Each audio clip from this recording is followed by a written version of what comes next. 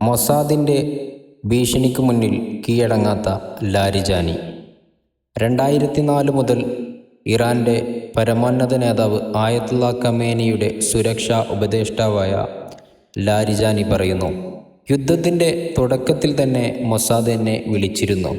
എനിക്ക് രാജ്യം വിടാൻ അവർ 12 മണിക്കൂർ സമയമുണ്ടെന്നും അല്ലെങ്കിൽ അവർ എന്നെ കൊല്ലുമെന്നും പറഞ്ഞു.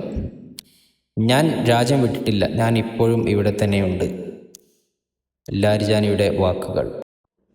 ഇതുപോലെ ധാരാളം സൈനികർക്കും ഇറാൻ്റെ ഉന്നത നേതാക്കൾക്കും ശാസ്ത്രജ്ഞന്മാർക്കും എല്ലാം മൊസാദിൻ്റെ ഫോൺ കോൾ വന്നിരുന്നു. ഇറാൻ്റെ പല ഉന്നതരായ നേതാക്കളെയും ശാസ്ത്രജ്ഞന്മാരെയും സൈനിക നേതാക്കളെയും എല്ലാം വധിച്ചതിന് ശേഷമാണ് മറ്റു പലർക്കും മൊസാദിൻ്റെ ഫോൺ കോൾ വന്നത്. ഇനി അടുത്തത് നിങ്ങളെയാണ് വധിക്കാൻ പോകുന്നത്. നിങ്ങളുടെ കുട്ടികൾ, നിങ്ങളുടെ ഭാര്യ, നിങ്ങളുടെ കുടുംബങ്ങൾ എല്ലാവരെയും ഞങ്ങൾ കൊല്ലും. നിങ്ങൾക്ക് കീഴടങ്ങാം. എന്നാൽ ഇറാൻ്റെ ഒരു നേതാക്കളും കീഴടങ്ങാൻ തയ്യാറായിരുന്നില്ല. അവർ തിരിച്ചടിക്കാൻ തന്നെയായിരുന്നു തയ്യാർ. ഇതൊരു ഇറാൻ്റെ ആണവശാസ്ത്രജ്ഞനും അദ്ദേഹത്തിൻ്റെ കുടുംബാംഗങ്ങളുമാണ്. ഡോക്ടർ സാദിഖി എന്ന ആ ശാസ്ത്രജ്ഞനെ മൊസാദ് വധിച്ചിരുന്നു.